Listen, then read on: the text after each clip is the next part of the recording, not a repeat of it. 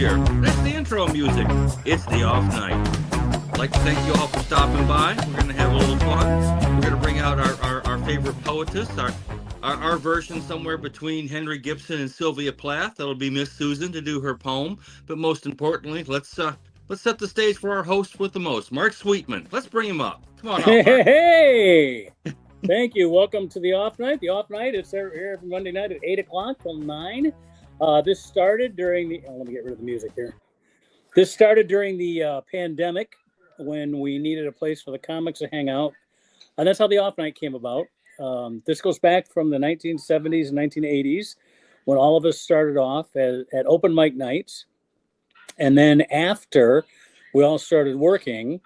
we didn't go to the open mic nights for the same reason. We went to the open mic nights to begin with to perfect our acts, to sort of be seen, do work for nothing. Hopefully somebody would find you and hire you, which is how we all started. You know, you get that one booking a month, then became two, became pretty soon you got week-long stuff. Anyway, then we started meeting at the open mics on our off night. It would be a Sunday or a Monday night. And so when Seth Wrestler and I decided to start this for the comics, we decided on Monday night. Didn't want to take away from the Sunday night. And here we are every Monday night now. This is episode, as you can see on the line there, this is episode 283. Let me pull another one up here. This is the one that shows you, we'd like you to click our like button if you're watching this on YouTube. If you're not watching it on YouTube, please go to YouTube and watch it. There's the page right there. youtube.com/@theoffnight, and go ahead and subscribe to that page if you would. All of these numbers add up for us getting going into searches, possibly popping up in reviewers channels, and well, if we're not seen, we don't go anywhere. Anyway, that's that one. What else have I got? I got another one here somewhere. Oh, if you'd like to join the fun. That's not the one I want. I want the other one. On this one. If you'd like to join the fun, that is our address for all of the off nights. Now go to that page right there, youtube.com/offnight/streams, and all of our shows are there. You might have to scroll. You might have to search. They're all numerical. We started with number 1. We're at 283 right now, so you get the idea. But that's where if you find the one that's currently live, there'll be a little live button, a little live marker on it. Go in there, and then there'll be a place for you to add your comments. And they'll show, well, they won't show up on the screen immediately. They'll show up on my, what they call a dashboard. If I think it's something that we should discuss or is germane to the topic we're discussing, I'll throw it up online, and you'll become a contributor to the discussion. How's that sound? All right. The other one is, I like this one. Now, you want to go on the show with us? You need a camera on your laptop or your phone or whatever. And this is the address you go to for that. StreamYard.com/3QKTJ994WY. We make it hard on purpose. We really don't want you out there. Anyway, now that we can hear him laughing, let me bring him out. Here's my announcer and co-host filling in for Andy today. There's Jason Grant, and I still don't see Jason on my dashboard. So he must. Well, I don't see him either, but I've got to be here somewhere because I'm talking, so there's that. Yeah, that's true. So anyway, usually we start off with a little bit of discussion with Andy on some of his adventures. He has a few things going for him. He's been our on-the-spot reporter, where he goes out onto the streets. In fact, that's how he found Jason. We knew Jason before then, but we found him at a laundromat one day, and he's been a regular ever since. Right. And but anyway, usually we talk about that. He's not here, so why don't we just get right to Susan? You go. Susan contributes every week, and I'm going to put that little. There we go. Off Night's Weekly News Poem by Susan Sweetman. I like that. There you go. Current events in rhyme. Well, I got that one too. Here it is. That's this one. Hello. Right, news headlines in rhyme. There we go. There you Piglet's here with me. Say hi, Piglet. You didn't tell me I could bring my piglet. Never mind that. I'm sorry. I'm interrupting. Has to be one of Christopher Robin's friends. Yeah. So you've got your poem. I've read it. I like it. Are you ready to go with your poem for the Sure, week? I'd be happy to share the poem with you tonight. All right. Here's Susan Sweetman with our news headlines in rhyme. Hi, everybody. Today is October 13th, 2025, and here's your poem with news of the week. Praying in Chicago followed by ICE agent disaster. On Saturday, pepper bullets shot into head of a pastor. There is peace in the Middle East, hostages returned. Step in the right direction, but let us not be spurned. While it is a good start, it is only the first part. While Trump gets the glory, there is still more to this story. This is my great honor, Trump touts lasting peace. Let us hope that the weapons and killings will cease. Turning to Hollywood, we've lost a bright star. Diane Keaton has left us, and sad we all are. That's your poem. Thank you, Susan. You're welcome. Hey, going from back to forward, Diane Keaton. I mean, when you think about it, she was what, 79? She was 79. Too young. Yeah. Too young. That's what I mean. None of us Diane, are like. Hi, sorry. It's all right. Go ahead, by Diane. Let me hear about Diane. Yeah, it's just we're getting awful close. I mean, come on, we all have either an Annie Hall or a Kay Corleone or something. You know what I mean? Like Reds. Yeah, Reds. I don't like communism, but it's an astounding movie. It really. Sleeper. Oh my God, Sleeper. Sleeper. Oh, Sleeper. Oh my God. Man. Yeah. I just it's crazy. Bob Redford's gone.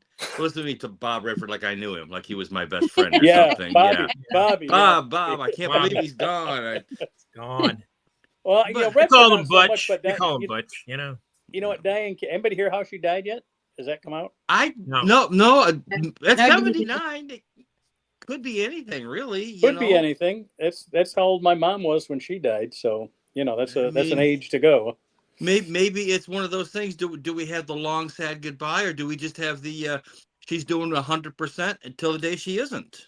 I mean, and we're finally to the people now. I'm not talking about the people that died before they should have. Right. But I'm talking about the ones that lived a full, productive, successful life. Yeah. And they're gone, and you just thought, well, they're going to be around forever, and you just didn't expect that they'd be gone. Speaking of people who went too soon, I did watch that documentary on John Candy. It's very good. Oh, I've heard about that. It's a lot of laughs and very sad and very happy. Yeah. It's really a charming documentary. He was definitely a charming man.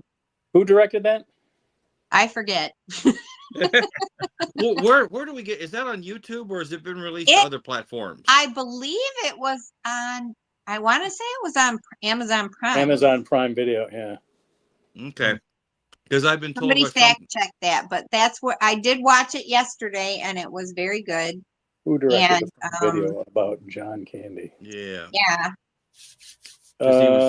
He was not an old man by any stretch. I mean, he died almost the exact day, or like within a few days of when my mom died. So I remember that happening, and it's just how when these things happen, you're so overcome with your own personal grief that you don't really. It doesn't register until sometime later on. You go, "What do you mean, John Candy's dead?"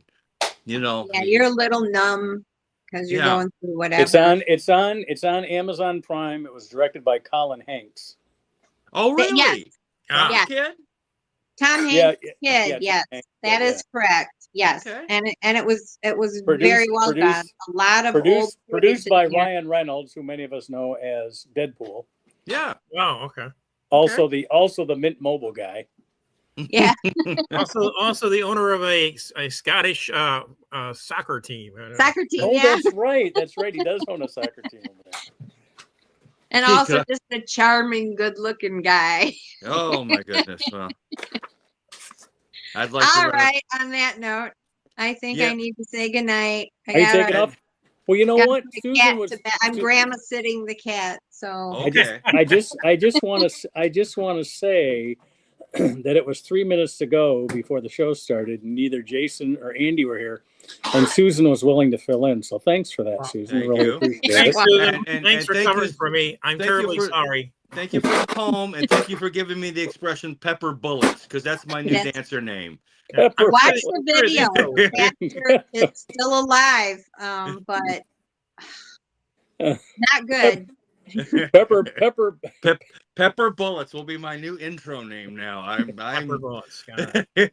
yeah, that's Pepper Not- bullets. What the stripper does after she removes her torpedo bra. pepper I'm sure the bullets is- pastor will pray for her too. Pepper bullets and gay Count Chocula coming out to entertain the crowd. Ah, All right. Do we want to talk sports?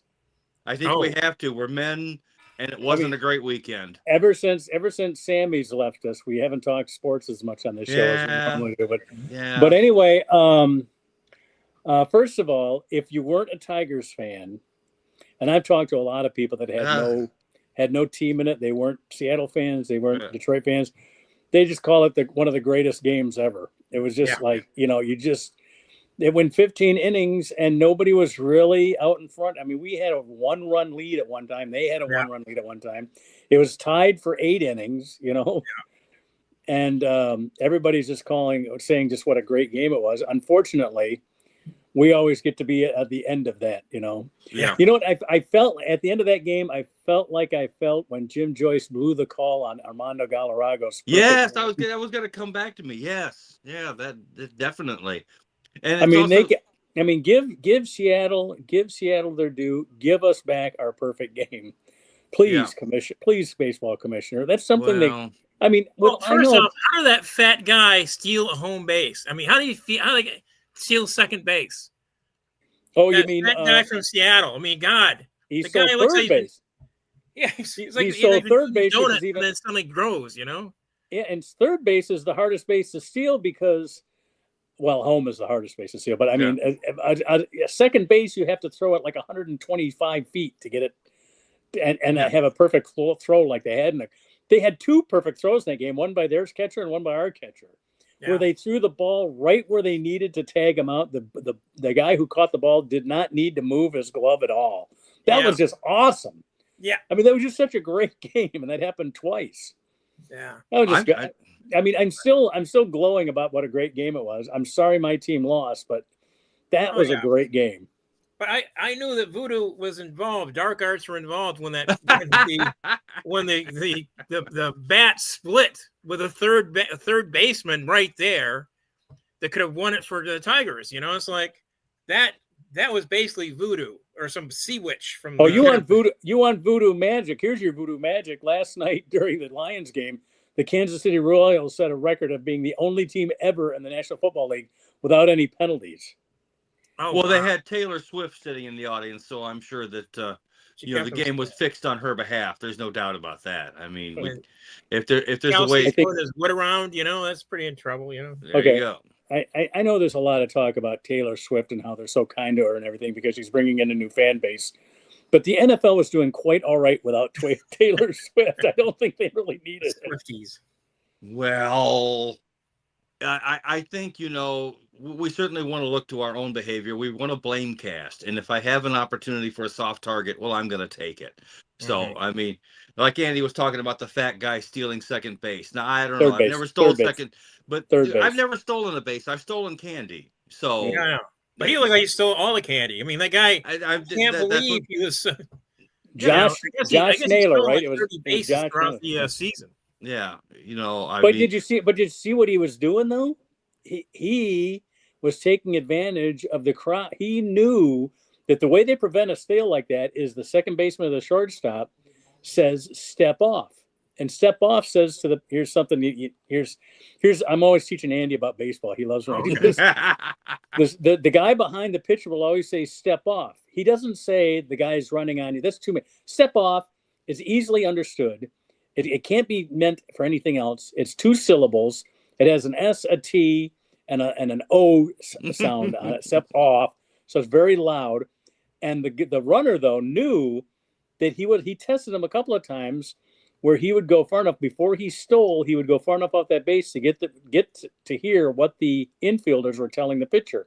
When he realized that the pitcher couldn't hear what his fielders were telling him about stepping off, which means to step off because the guy's about to run, then he knew he could run. That's why he got so far off the base.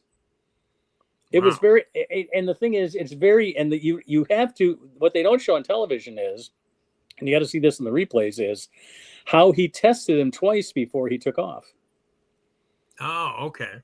So, I mean, when we were at that game this summer, Andy, it was so fun teaching you stuff because there's so many things especially from where we were sitting right behind the plate there.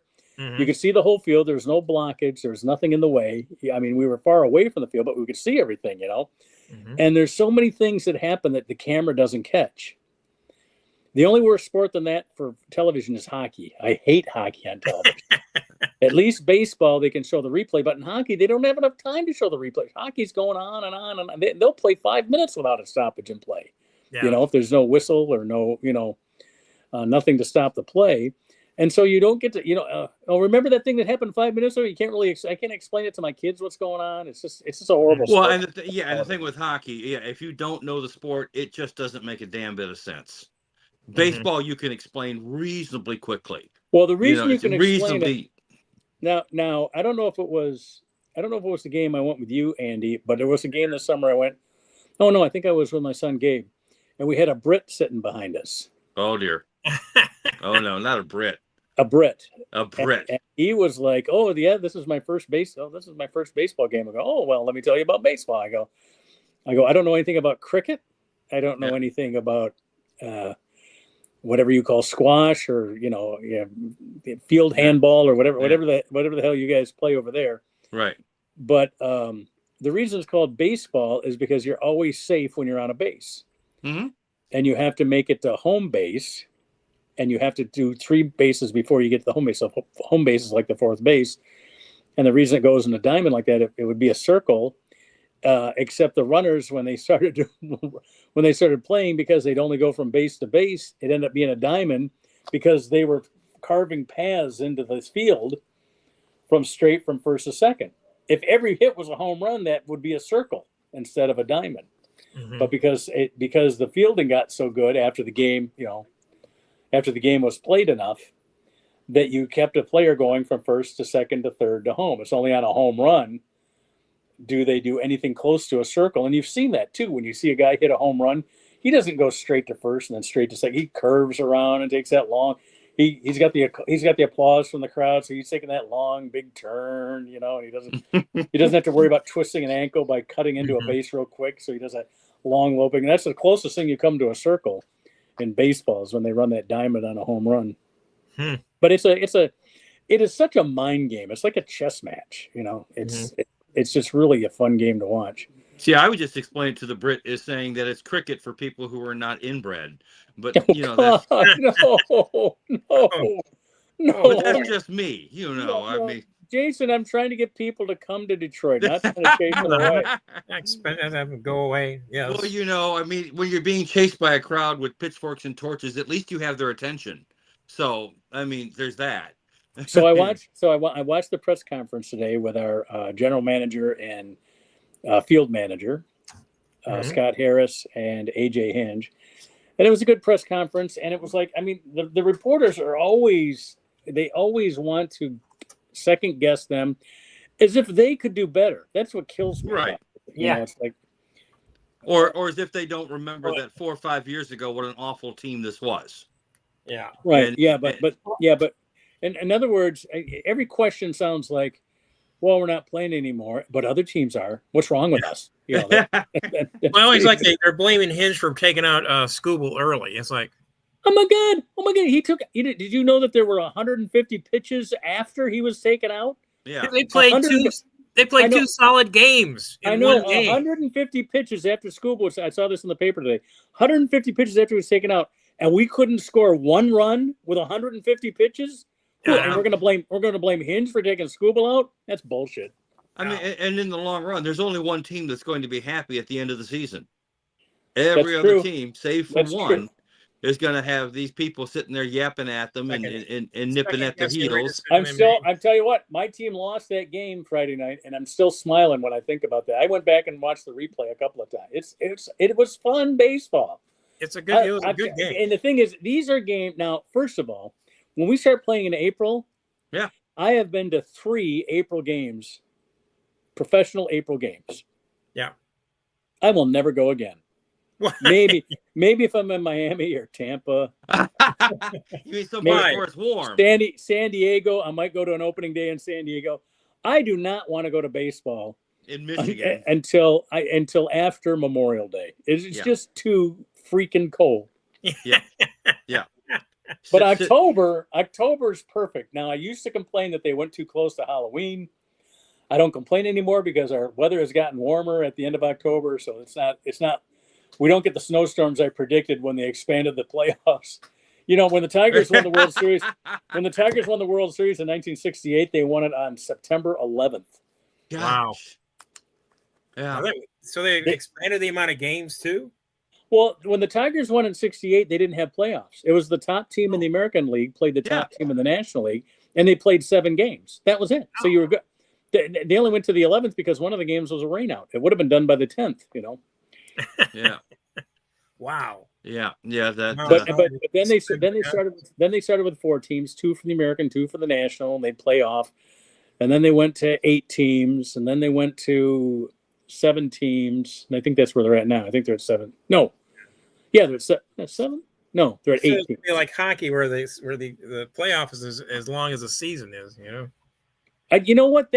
I've been thinking about that because they've talked about expanding baseball. 2 more teams. That would make 32 teams. Mm-hmm. Oh my God, that's too many. Now, you know what though? I don't think that's that bad because what you do, 32 teams, you'd have 31 opponents. All right. And if you did 31 times 4, that would be 124 games. Right now they play 162. So you'd be 38 games short of what you do now.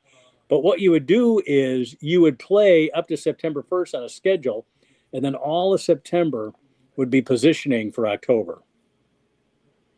Yeah, but the thing is, when you have a season that long, I mean, again, the individual games don't matter as much. You know, but you know what, Jason? Here's the argument against that. The league has been around since 1869. 1869. I remember it well. And no, you don't. And they've all had 9-inning games. They've all had 3 strikes and you're out. They've all played, and now they didn't play back in 1869. They played only 154 games. Yeah, because they had to get there by trains. They've only added since we went to airplanes. They've only added 8 one games. Mode. Yeah, one mode of transportation. Well, what they had back when they did trains though. Every Sunday you played a doubleheader, and sometimes during the week you'd play a doubleheader too. Yeah, and so.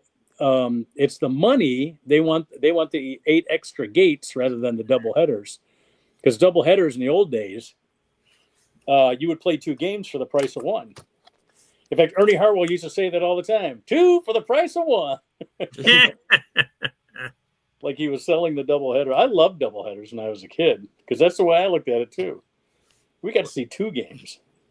Yeah, well, and the thing is, with as many games. It was more about the momentum. You know, your team could have a cold streak.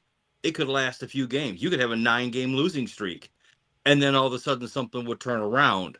And you know what we've always had in this town though, and this isn't every town that has this, is every time we had a team, and our team wasn't bad this year. We just had that 6 weeks that was really horrible. Mm-hmm. But every year we had that. We had a Tarek Skubal.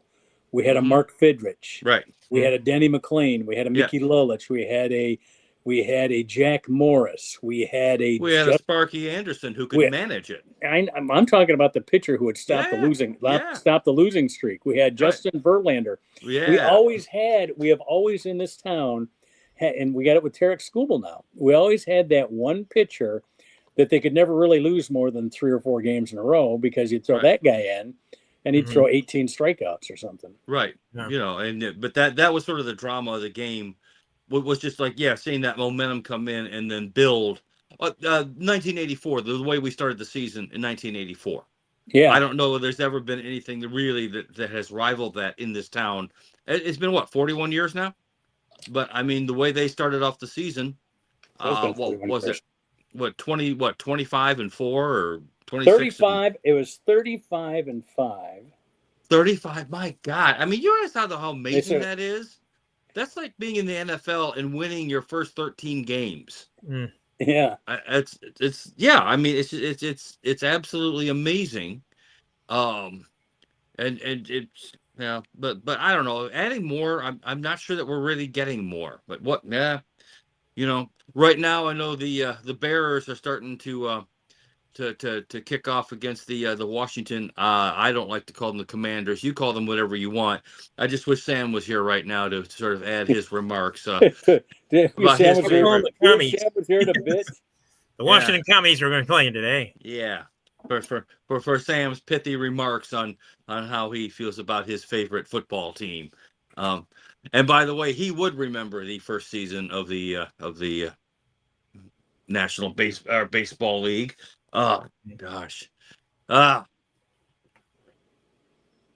didn't mean to bring it to a complete halt. Sorry about that. Not my fault. Sorry. Well, yeah. There you go. So, total embarrassing dead.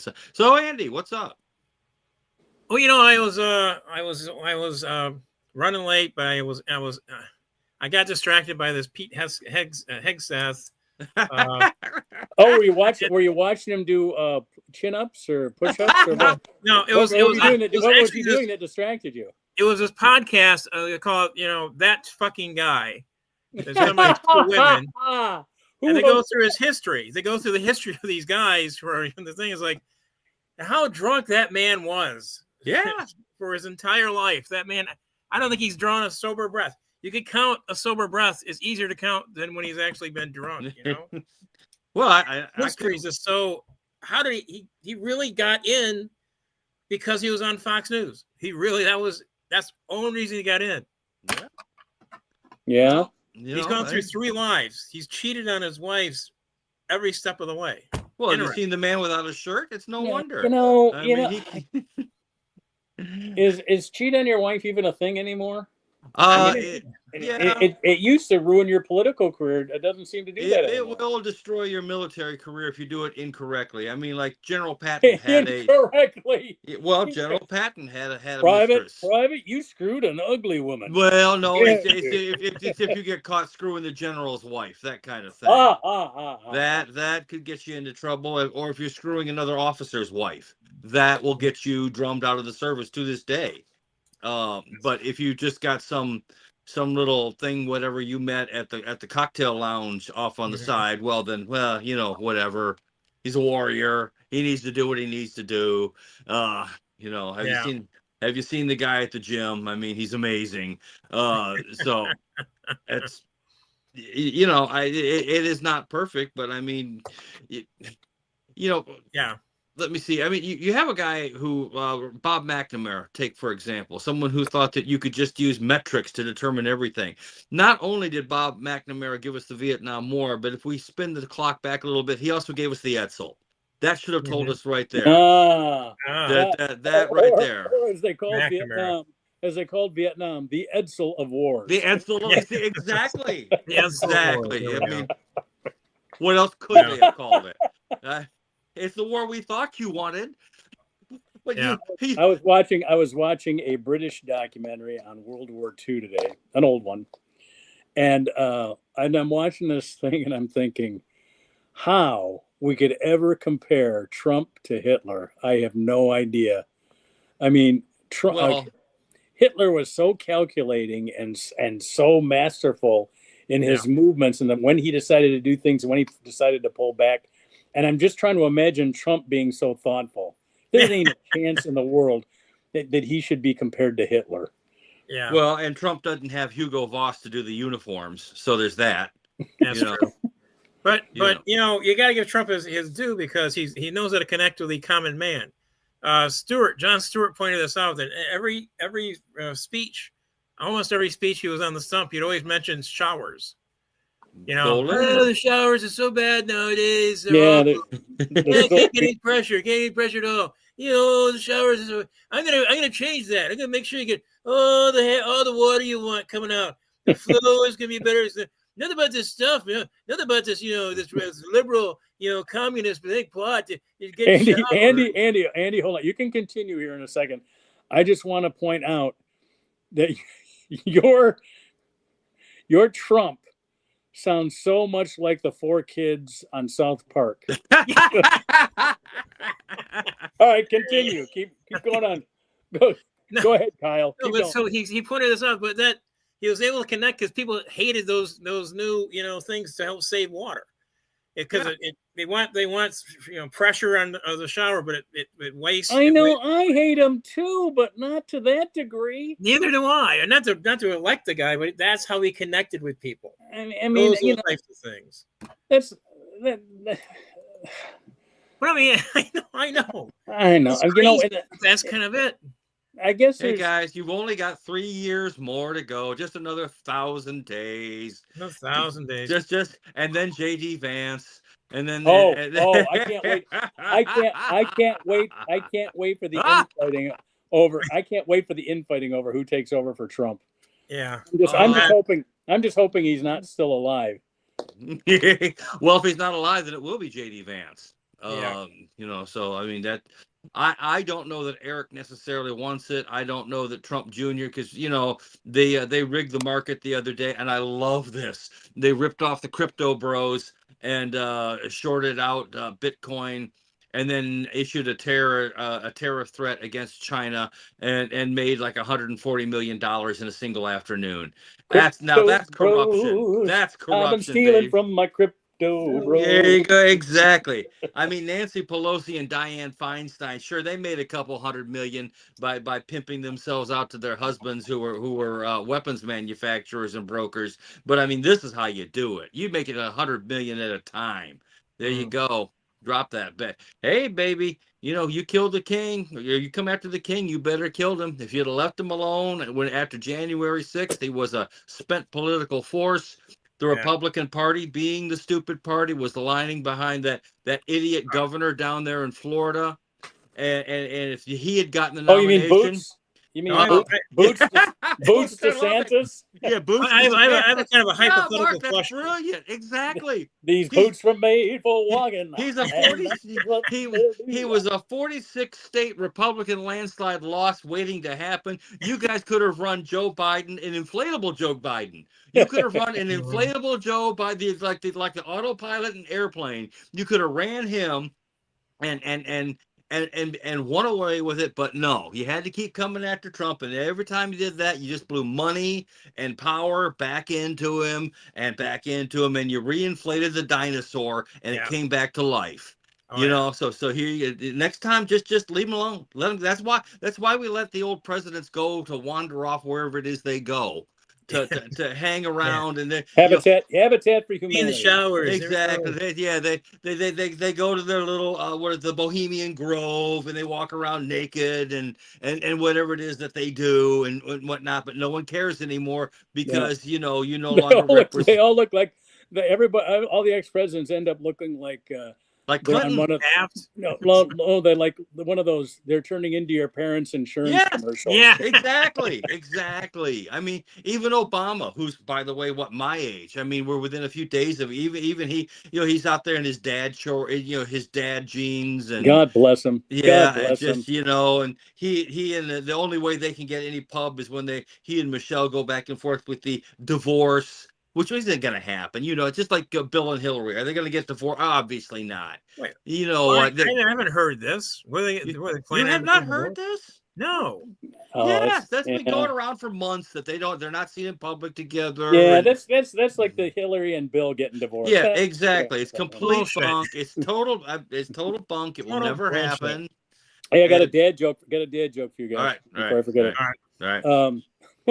My wife called me at the bar. She says, "You're at the bar again? If you're not home in 10 minutes, I'm feeding your dinner to the dog." Well, I was home in 5. I would never let that happen to my dog. Dad joke. Oh boy. So that's the joke. Was it? There was I think it's an old Rodney Dangerfield joke. No, I think That's it's an old smart. 50. I think it's an old 50s sitcom joke. How about the old Henny Youngman? For our Roddy- anniversary, my wife wanted to go someplace we've never been before. I said, why don't you try the kitchen? Rodney Dangerfield. I came home one night. I found my best friend, having sex with my wife. I said to him, "Hey, I have to, but you." My wife said she wanted a divorce. I said, what? Is it another man? She goes, well, there has to be. There has to be. Oh, there has to be. I tell you, there has to be. My wife said, take me someplace expensive to eat. So I took her to the airport. Oh, that's good. That's a good one. Oh God, he was. I ran into that clip of him with Johnny, and it was back when Johnny would go from New York and go to California and do some shows. Oh yeah. So, yeah, and Dom DeLuise is sitting on the couch over there, and Rodney is just on a tear. Yeah. Just on a I'm like, man, we will not see that kind of thing again, sadly. Just one right after the other, and I saw that one. Is that my favorite line of that in that set was where he goes, my wife said, before we got married, I said, all you do is talk about sex, talk about sex, talk about sex. Then we got married. She goes, oh, you can talk all you want now. Talk all you want. Talk all you want. Oh, God, that's so funny. I miss him. Yeah. Now, he was the guy when he was at the Improv, he was in his bathrobe, just like you saw him, in movies and on. He did do it on stage. He was always in a suit in Vegas, but you always saw him in a bathroom if he wasn't on stage, Yeah. Or a bathrobe rather. And he was like that at the Improv. Wow. And he had his, I don't know if, I think it was his third wife. We'd see her there quite a bit. She was basically so that he didn't have to drive. I mean, I'm sure she had other wifely duties, but well, when you're married to Rodney at that point, you're doing all right. She's pretty young. She's a pretty young woman though at that age. I mean, she was like comparatively, yeah, that's for sure. Yeah. So anyway.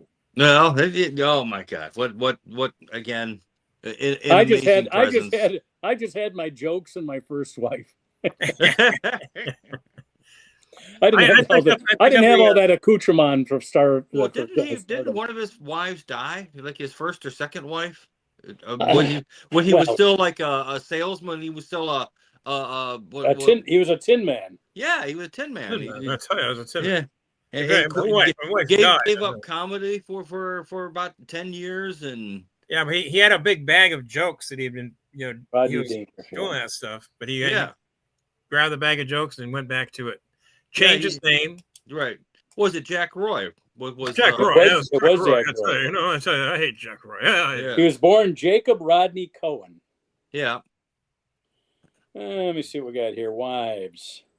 He was married to Joan Child from 93 to 2004. That was his last bride. Yeah. Joyce Indig, 62 to 70, and Joyce, same. Oh, he's married to the same woman twice. Oh, I get it. He made it, and then she goes back to him. Ah, I see. That's what's going on here. Well, yeah. I mean, at that point, that way you get a better, settlement out of the whole deal. If only one of Johnny Carson's wives had thought about that, I mean, how many did he have? He had 8. Johnny had 4. It was weird. The first 3 were all some variation of Joan, Joanne. Joanne. We're gonna have to look those up too. Oh, we got to look it up. I'm sorry, we have to know. And then the last one is Alexandra. And it's like, of course it is. What else? He basically was marrying variations of his mother, more or less. Yeah. All right, let's stop that discussion. Jody. Oh, here it is. Jody, Joanne, Alexis. Yes. Yeah. There you go. And of course, the last one ends up with the money, and the diamonds and whatnot. Johnny ends up dying alone in some miserable little hotel room. Even his surviving kid wasn't there. They were just waiting to cash the check. And not to cast any aspersions, but he was married to his fourth wife the longest. Yeah, what would surprise me? Are you kidding? He's got emphysema. You think I'm going anywhere? I can put up with it. We've got help. Have you seen these diamonds? Well, I heard Johnny was pretty active anyway. He had poker games going on periodically and played Well, tennis. yeah, he played played tennis. Yeah. And you mentioned his mom, and he did have some character defaults that sort of mirrored his mom. If you were his friend, you were his friend, but if you were out, you were all the way out. I mean, there was no halfway, no in between, and from now, remember the book that I read about Johnny was written by his former lawyer, Yeah. Bushkin or Bashkin or whatever. Bombastic Bushkin. Bushkin, yes, who again was one of those guys who was in and then was out. Yeah. So he writes from that perspective. So keep that in mind. And of course, one of the people he talks to was, amongst other, Joan Rivers. Yeah. So we can see how the stars are aligning in this fairy tale, right? I mean, and I suppose if you're the top of the game for 30 years in that business and in that place, you're gonna have great days and not so great days. Well, I mean, from his perspective too. I mean, he built Joan, and then she immediately goes and gets a nighttime show, competing directly against him. Yes, without asking or saying anything, or I guess that was, according to the book, that was Edgar's decision. Yeah. According to the book. Now, maybe Joan should have been able to say something. I don't know. I know that Edgar meant a lot to her, and of course, it ended up costing him everything. Well, she mentioned this. She mentioned this thing in that documentary that she did. Right. Which is a great documentary. If you want to learn about, comedy, she expands on it, and it shows you exactly how neurotic you have to be in some. And going back to my right-wing conspiratorium, because I know you guys love it when I go to my right-wing conspiratorium place. Hold on, just before we go there. Let me see if I got a banner for this one. Okay. Here we go. Right wing. I'm not going to rant. I'm just going to. Have you ever gone to the West Wing at least? Once in a while. No. This is the right wing conspiratorium. But approximately a week before she goes in for her final surgery, she starts talking about Michelle Obama and saying Michelle Obama is a man, which, as you all know, over the summer was one of the big everyone's calling her Big Mike and whatnot.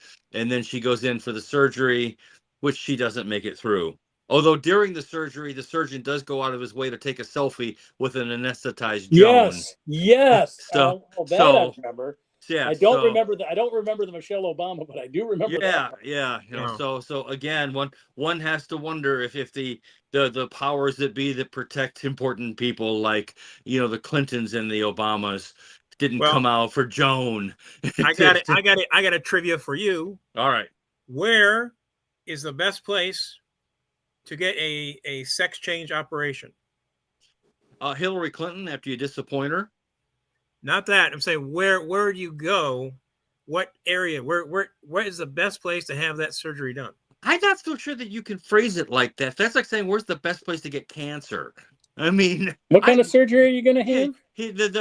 Are we talking about the trans surgery? Let's take a stab, because you asked us. Take a stab at it. Yeah. I'm going to say Texas, just because that's the way you said it. All right, try again. Turkey. One more. Iran. Yes. Qatar. Iran. Right. Iran, because they hate homosexuals and will hang them up. What they do encourage, because if you're doing it with a tranny, that's okay. No, it's part of their change. You admit that you have this, in order for them to be able to be the right person. Right. You go to you go to Iran. And I found this. I saw it in the paper that I bought. Yes. I bought a paper. Yes. The New York Times. And it was a nice article there in the New York Times explaining what the whole relation with the religion aspect of it all, and how it's like, so this is kind of the weirdest thing in the world. We hate you Americans. Oh, you want to come here for a trans surgery? Okay, yeah, okay. You come right in.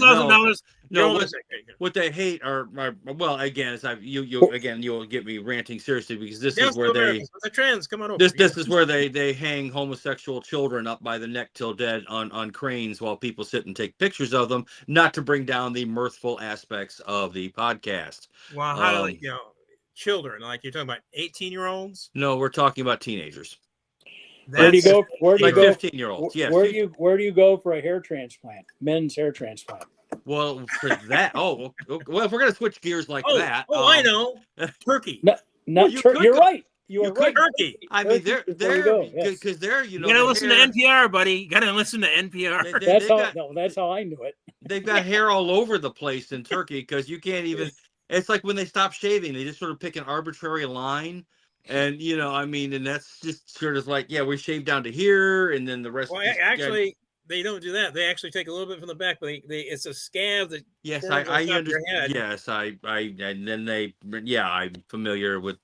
Fortunately, So it's that turkey look. The only person who'll know is your barber. The turkey, the look that matches your neck. Right. Come on. Yeah, exactly. We take the hair from your neck and we put it on your head. Okay. Everyone knows that if you want eternal youth, it's really much easier than that. The pentagram in the ground, the sacrifice goat. You make your offering to the dark. Speaking of dark overlord and satanic forces, Andy, this is how one achieves eternal youth.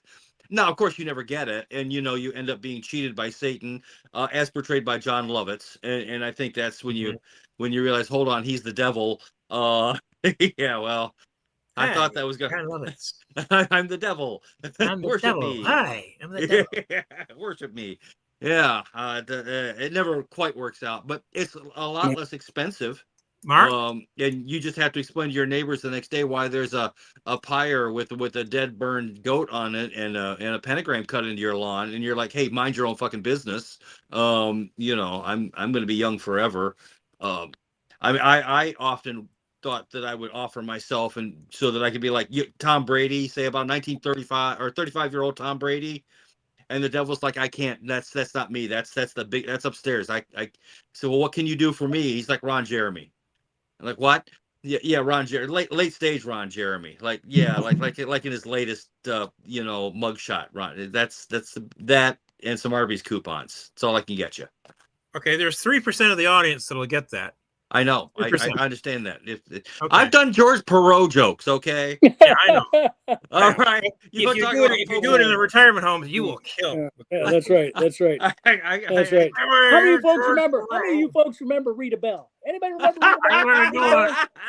We're going to talk to Scott. He's going to be going out to Canada. Marilyn Turner and John Kelly. What a couple.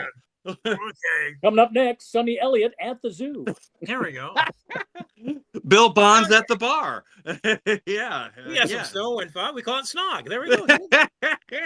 Bill Kennedy in something he used to be. I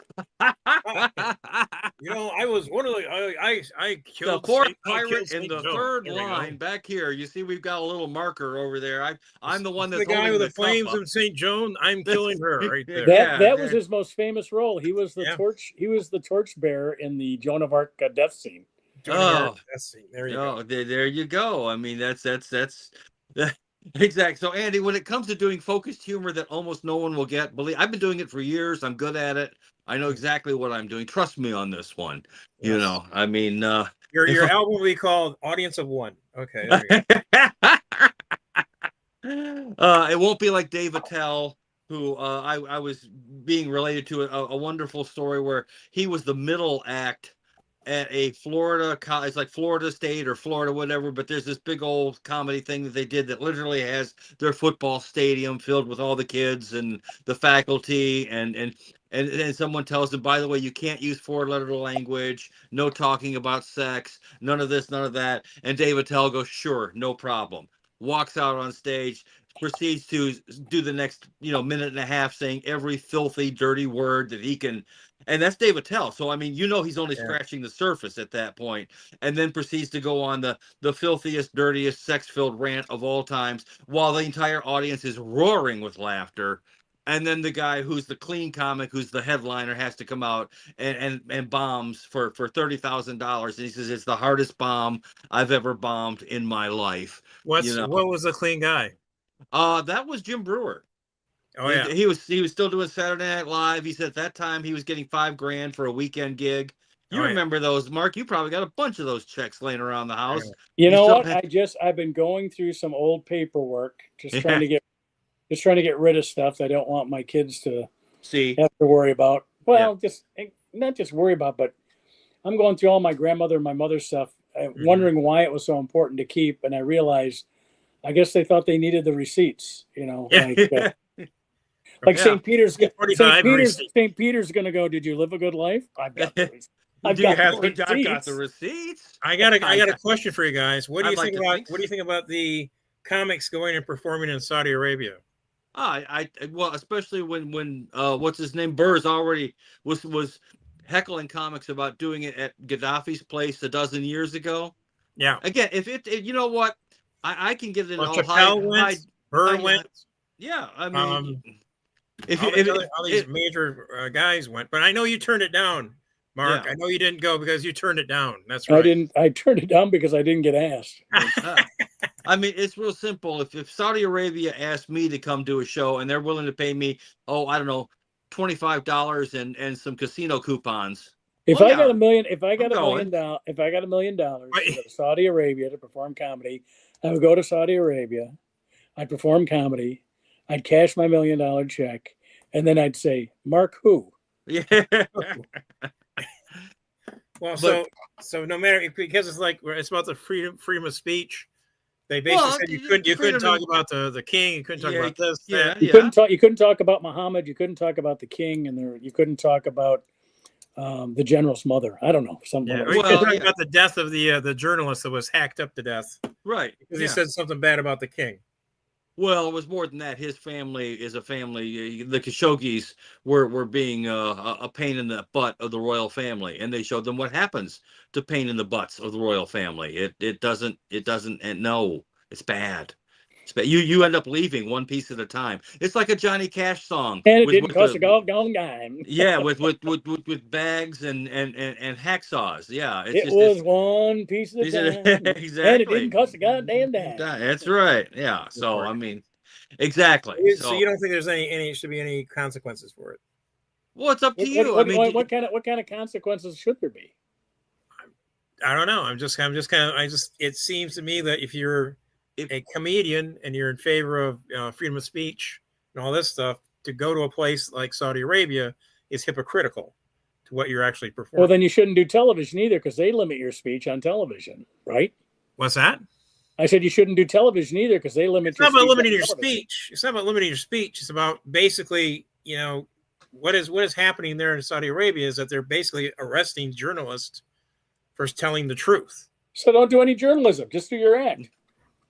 Okay, all right. Well, and by the way, I just wanted to see where you guys stood. I thought it was like a controversial thing. I guess not. It's entirely within possibility that the people you may reach in that audience might actually be able to hear some of the jokes you have to say and think maybe that there's a change to be made. Really? It is within the realm. I just couldn't learn Arabic in 6 weeks. That's the only problem. No. I mean, that's how you get around it. You say everything you want to say in Arabic. Is just kind of like he talked about his turkey. He talked about turkey. Yes, he talked about turkey. Well, they don't. You can make jokes about turkey in Saudi Arabia. Go right ahead. He says one night the worm. What he means is that the worm sand serpent. Sand serpent. But in Saudi Arabia, sand serpent is a dancer who works Wednesday through Friday. It's like, I mean, what are you supposed to? I mean, if they were going to North Korea, which is a far more sinister regime, okay, I mean that really, I mean, Saudi Arabia has its issues, but compared to some of the more sinister places in this world, I'm more likely to call all the place that canceled the gigs because these guys went to Saudi Arabia and pick up their lost work. I mean, it's not like we go back in time and we see that the orchestra playing at the gates of Auschwitz has been replaced by Henny Youngman. There's Maurice Chevalier. He couldn't get out of France. Yeah, exactly. Maurice was busy. That just reminds me. Did you ever see? It's a Wonderful Life. Life is Beautiful. No, I have not seen that yet, and I know I should. God. It's only 20 years now. There's this Jew in the ghetto, and he befriends a German officer, and they do brain teasers together. They do like what do you call those puzzles that are and brain teasers? I guess Yeah. They're just sort of like riddles. Oh, that's Sudokus they try to solve riddles. Yeah, and so he thinks he's got a relationship with this guy. And there's a couple of times where the officer had gotten him out of trouble in this prison, in this Jewish concentration camp. And so he's thinking, this guy's got my back. And all he was doing it was to get riddles from this Jew who was supplying him with entertainment. And when push came to shove, I'm willing to do away with him. He does nothing for me. I'm a Nazi. He's a Jew. Forget it. Well, but you know what's fun? Again, here we go with Berlin humor circa 1945, because I know that's what you guys were waiting for. One of the biggest jokes in the Christmas of 1944 around Berlin was, "Be practical, give a casket." I'm serious. I'm not that's actually that is the Monty Python, the greatest joke ever told. Yeah, it was done by separate teams working on one line at a time. One word. Another one time a person got 2 words and he was in the hospital for 2 years. Again,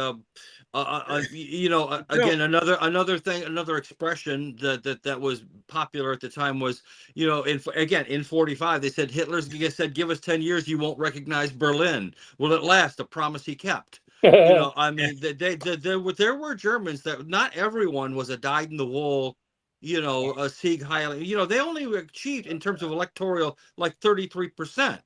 Now, granted, a lot of the population, once they were in charge, kind of went along with the program, if you know what I mean. But there was still a significant portion. I got a question for you. Who were not exactly the biggest fans. It didn't matter in the long run. I got a question for you. Yes, sir. All right, so you have Hitler running the election as a politician. Yes. Then you have him in warfare. Yeah. Heading the state. Yeah. And managing things. So, would you try and assassinate him as a politician? No. Would that be effective? But would you assassinate him as a leader of the Nazi Party during the war? Well, actually, he did more good for the Allies with his decisions during the war. It's one of the reasons why the British stopped sending bombs to them, because they realized, hold on, the mistakes this dudes are making is actually helping us out more than killing him.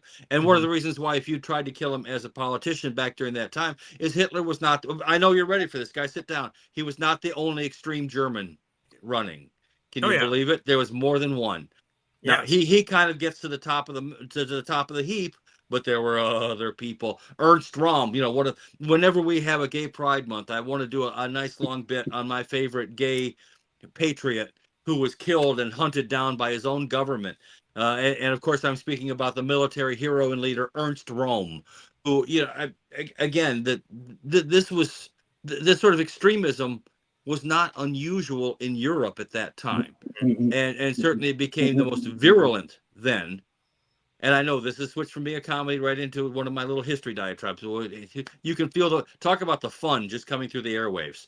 Yeah, absolutely. Not since David Clayton Thomas, fronting a version of Blood, Sweat, and Tears on Pine Knob stage, said to everyone in the audience, "Wow, it's hotter than the last car to Auschwitz. Have we been able to bring a show to a faster halt?" Well, I wasn't trying to expand on the Nazi humor. Yeah, no. Just trying to ask a simple question. Just anytime you bring this up, not just you, but anytime it is brought up, it doesn't matter what I bring up. We always somehow circle around to being Nazis. I'm not talking about you. I'm not about you. I'm just saying that anytime you swerve into the Nazis, it's just, oh my goodness, yeah, it's a buzzkill. But I didn't swerve. I just kind of followed it. I understand. You're getting all paranoid. It's not about you, Andy. It's about the Third Reich. Springtime for Hitler and Germany. Winter for Poland and France. William Shatner. I wasn't being paranoid. I was just saying, William Shatner presents Springtime for Hitler. Oh, are we getting close to the end of this? Thank God. Afraid so. Oh my goodness! Thank you, Susan, for the poem. Oh, thank you, Susan, and thank you guys. Thank everybody that's I know everybody doesn't tune in at 8 o'clock on Monday nights. That's why this will be on our YouTube channel until next Monday at 8 o'clock. When we'll replace it with the one from next week. All right, so that's how we do this. If you'd like to join us, you're welcome to. We used to have people that would join us all the time. I think they got. I think what happened was the pandemic ended and people started going out of their houses again. So while we used to have people watching this quite a bit, now I think it gets picked up at different times. But we'll take a viewer anytime we can get them. We're every Monday night. That's Andy Jensen, my normal sidekick. Thanks for filling in for him tonight, Jason. No problem. A little bit late. We talk about our lives. We talk about comedy. We talk about sports. We talk about whatever else is going on in the world on the off night. We'll see you again next week at 8 o'clock. Good night, everybody. Thanks for watching, Danish people. Good night, read the film. Thanks, Norway. Thanks for watching, Norway. Thanks for Australia. Thank you, Sonny. Hey. Hail Bill Kennedy. The cool. Never forget.